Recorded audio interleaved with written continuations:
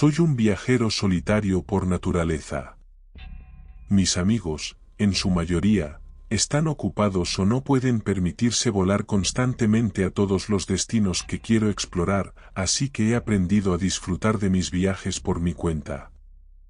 Uno de esos viajes me llevó a San Diego, un lugar que aún no había visitado a pesar de haber estado en casi todas las grandes ciudades de California. Me hospedé en un hotel decente, ubicado cerca del centro. Al hacer el check-in, conocí a un hombre en el lobby, un poco mayor que yo. Comenzó a charlar conmigo, preguntando de dónde era, cuánto tiempo planeaba quedarme y si ya había visitado San Diego antes. Me contó que era su segunda vez en la ciudad y que también estaba solo. Amablemente, se ofreció a ayudarme a llevar mis maletas a mi habitación, ya que de todos modos iba a subir. Agradecí su gesto y acepté. Subimos juntos al segundo piso, donde estaba mi habitación. Dejé mis maletas fuera de la puerta y él me deseó una buena estancia antes de retirarse por el pasillo. Entré, coloqué mis cosas en la cama y me recosté un rato para tomar una siesta. Al despertar, me sentí renovado y decidí salir a explorar. Justo cuando me dirigía a la salida, la recepcionista del hotel me llamó y me preguntó qué había hecho el hombre que subió conmigo. Le dije que solo me ayudó con las maletas hasta mi habitación. Entonces, me advirtió que había visto al hombre merodeando fuera del hotel por un buen rato antes de entrar y que no creía que fuera un huésped. Me aconsejó que, si lo volvía a ver, me mantuviera alejado. Esa advertencia me inquietó, pero decidí confiar en mi instinto y seguir su consejo. Salí a explorar la ciudad y me tomé el día para mí. Al regresar, un par de horas más tarde, fui a cambiarme de ropa para la cena. Había otra persona trabajando en la recepción, así que subí directamente a mi habitación, me duché y me preparé para salir de nuevo. Mientras me recostaba para descansar unos minutos antes de salir, escuché un golpe en la puerta, seguido de una voz masculina que decía suavemente, «Servicio de habitación». Me extrañó, ya que no había pedido nada, y era mi primer día en el hotel. Pensé que tal vez se habían equivocado de habitación. Fui a mirar por la mirilla, pero no vi a nadie en el pasillo. Eso me pareció muy extraño. Inmediatamente pensé en el hombre que había conocido antes. ¿Y si era él? Ignoré los golpes y llamé a la recepción para preguntar si habían enviado servicio de habitaciones a mi puerta. Como imaginaba, me dijeron que no. Pedí que enviaran a alguien a mi habitación por precaución. A los 5 minutos, una camarera tocó a la puerta. Le expliqué la situación, le agradecí y salí del hotel para cenar. Después de cenar, hice un recorrido nocturno por la ciudad, explorando las zonas más animadas. Regresé al hotel alrededor de las 10 de la noche. En recepción, expliqué lo que había pasado con el hombre que temía que hubiera fingido ser del servicio de habitaciones para entrar en mi cuarto. Pregunté si alguien con su descripción había pasado por el lobby. Me dijeron que no, pero para tranquilizarme, revisaron las cámaras de vigilancia en vivo de mi piso. No había nadie en los pasillos. Agradecido, subí a mi habitación. Me cambié de ropa, me metí en la cama y encendí la televisión para relajarme. Pronto, el sueño comenzó a vencerme. Lo que escuchaba en la televisión empezó a mezclarse con mi sueño. Entonces, escuché el sonido de una puerta cerrándose, lo cual se integró en mi sueño. No desperté completamente hasta que sentí que el colchón se hundía, como si alguien estuviera poniendo peso en el otro lado de la cama. Miré por encima de mi hombro y vi a un hombre con una máscara negra de COVID y una gorra de béisbol trepando a la cama, extendiendo la mano hacia mí. Me agarró, tratando de cubrirme la boca para que no gritara, pero logré liberarme lo suficiente como para gritar «asesino». Él siguió intentando silenciarme, pero resistí justo el tiempo suficiente para que alguien empezara a golpear la puerta. Grité «ayuda», y en ese momento, el hombre, al darse cuenta de que su plan había fracasado, me soltó, abrió la puerta y empujó a la mujer que estaba afuera, tirándola al suelo. Ella lo vio correr por el pasillo hacia las escaleras. La mujer entró para asegurarse de que estaba bien, mientras yo estaba en un estado de shock total, seguido por un torrente de lágrimas. Otros huéspedes de habitaciones cercanas se acercaron para ver qué había ocurrido. El personal del hotel llegó poco después y llamaron a la policía. Según las cámaras de vigilancia, el hombre había conseguido una llave maestra que le permitió entrar a mi habitación. Su máscara y gorra ocultaron su identidad, pero estoy casi seguro de que era el mismo hombre que me había ayudado con las maletas el primer día. Creo que quería saber en qué habitación estaba para regresar más tarde. Da miedo pensar que podría haber tenido éxito en otra ocasión con alguien más. A pesar del terror, hice lo posible por disfrutar el resto de mi viaje, aunque esta experiencia me marcará para siempre. El hotel me reembolsó toda la estancia y me dieron una habitación diferente. Mirando hacia atrás, probablemente debería haber presentado cargos contra el hotel. Ellos, por supuesto, proporcionaron toda la información necesaria al departamento de policía. Nunca me contactaron para identificar a nadie, lo que tristemente sugiere que el hombre nunca fue identificado ni capturado.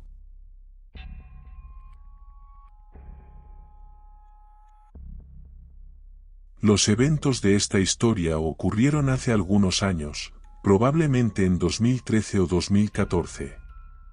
Honestamente, no lo recuerdo con precisión, ya que con el tiempo he tratado de bloquear esta experiencia de mi memoria. Era el receso de Navidad, y yo estaba en mi primer año de universidad en Nueva York. Estaba a miles de kilómetros de mi familia, que vivía en Bulgaria. Para quienes no lo sepan, Bulgaria es un pequeño país en Europa del Este, justo al lado de Rumanía y Grecia. La reputación de seguridad en Bulgaria no es precisamente la mejor, pero esta historia es un tanto diferente. Me encontraba en el aeropuerto JFK, a pocos días de Nochebuena, ya que mi plan era sorprender a mi familia y amigos en Bulgaria. Como era de esperarse, el aeropuerto estaba repleto de gente, lo que hizo que todo el proceso de viaje fuera mucho más caótico y agotador. Después de pasar por los controles de seguridad, pesar el equipaje y esperar interminables horas, finalmente pude relajarme un poco cuando despegó el primer vuelo de Manhattan a Estambul. Ese vuelo duró unas 8 horas, así que me mentalicé para soportar las incomodidades de los asientos de clase económica. Me tocó sentarme junto a 2 hombres, lamentablemente. Para que se hagan una idea, soy una mujer de 1,5 metros de altura y peso unos 50 kilos, lo que no ayudó en absoluto a mejorar la situación. Los 2 hombres que me rodeaban eran considerablemente más altos y fuertes que yo. El hombre a mi derecha era relativamente callado, tenía el cabello negro, usaba gafas y estaba discretamente musculoso. Sin embargo, el tipo a mi izquierda me inquietaba.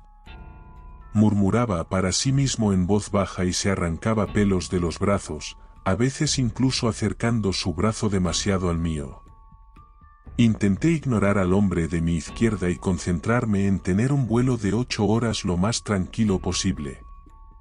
Lo único que me mantenía motivada era la idea de estar en mi país natal en menos de 48 horas. Pero esa tranquilidad se rompió cuando, mientras me ocupaba de mis cosas, ya sea trabajando o escuchando música, noté que el hombre a mi izquierda me miraba fijamente, sin ningún disimulo. Al principio traté de ignorarlo, pensando que tal vez tenía alguna discapacidad que le dificultaba captar las señales sociales. Sin embargo, a medida que pasaba el tiempo, empecé a dudar de esa teoría. En algún momento del vuelo, mientras veía la segunda temporada de American Horror Story, el hombre comenzó a hablarme.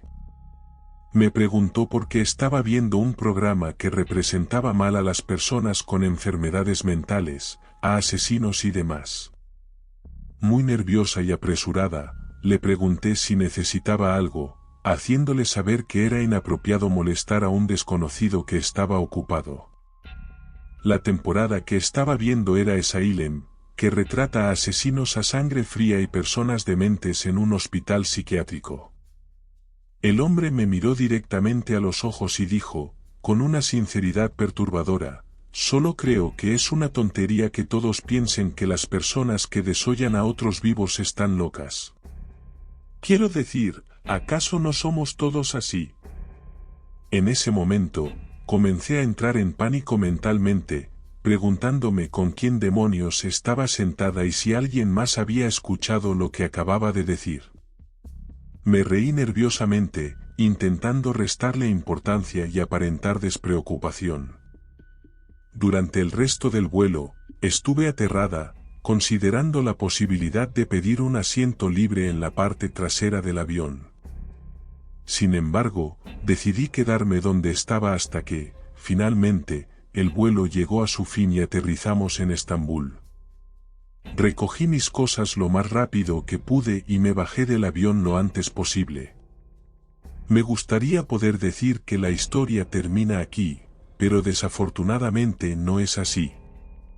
El resto de mi Navidad transcurrió sin mayores incidentes, pero lo que ese hombre me dijo seguía resonando en mi cabeza. A medida que se acercaba enero, empecé a empacar nuevamente para regresar a Nueva York. Mientras ordenaba mi bolso y desechaba cualquier basura acumulada durante el viaje, encontré una nota repugnante que debió haber sido colocada en mi bolso mientras dormía en el vuelo. La nota decía, ojalá pudiera ver cómo te ves debajo de tu piel. Realmente desearía haber tomado una foto de esa nota como evidencia, porque solo un mes después, en febrero, mi hermana menor me envió un artículo de noticias que mencionaba al mismo hombre de mi vuelo. Según el artículo, había sido arrestado en Estambul y acusado de múltiples delitos, incluyendo violación, intento de violación, secuestro, intento de secuestro y asesinato en primer grado.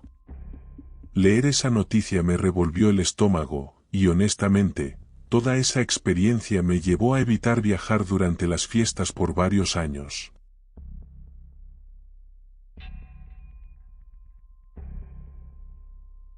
La casa se alzaba en lo alto de una colina, oscura y solitaria, con sus ventanas vacías mirando al cielo como ojos sin vida. Desde el pueblo, los niños contaban historias sobre la casa, susurrando acerca de los fantasmas que, según decían, la habitaban. Nadie sabía por qué estaba ahí, solo que llevaba generaciones como una cicatriz silenciosa en el paisaje. Era un secreto de familia, una historia que mi abuela me contó cuando era niña. Un relato de amor, locura y tragedia. La casa había sido construida por un hombre llamado Edward, un hombre rico y poderoso que perdió a su amada esposa en un extraño accidente. Dicen que el dolor lo consumió, lo volvió loco, y que vagaba por la casa susurrando su nombre hasta que murió. Nunca he creído en fantasmas. Pero había algo en esa casa que me atraía, algo que me llamaba desde las sombras. Un día, mientras conducía por la carretera que serpenteaba hacia la colina, decidí desviarme y acercarme. La carretera estaba llena de baches, bordeada por árboles cuyas ramas se estiraban hacia mí como dedos huesudos. Cuando la casa apareció en la cima, sentí un escalofrío recorrer mi espalda. Era más grande de lo que recordaba, con su fachada de piedra cubierta de musgo y hiedra. Un silencio inquietante impregnaba el aire, como si la casa misma estuviera conteniendo la respiración. Estacioné el auto en el largo camino de la entrada que conducía a la casa y bajé. El aire estaba frío y húmedo, con un olor a tierra mojada y descomposición. Los árboles susurraban a mi alrededor, y sentí los ojos invisibles de la casa sobre mí. Subí los escalones de piedra hasta la puerta principal, donde las letras de hierro forjado que formaban el nombre Edward estaban oxidadas y rotas. La puerta, vieja y podrida, crujió al empujarla. Una nube de polvo me golpeó y tosí violentamente.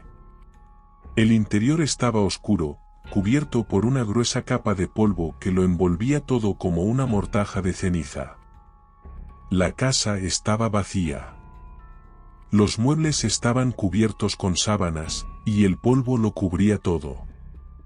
La única luz provenía de un rayo de sol que se filtraba por una ventana rota. Caminé por las habitaciones con el corazón latiendo en mis oídos. Todo se sentía frío y desolado, como si el tiempo mismo se hubiera detenido dentro de esos muros. En el estudio, encontré un escritorio de madera oscura cubierto de papeles amarillentos. Había un diario con un candado oxidado. Cuando lo toqué, la cerradura se rompió y el libro se abrió.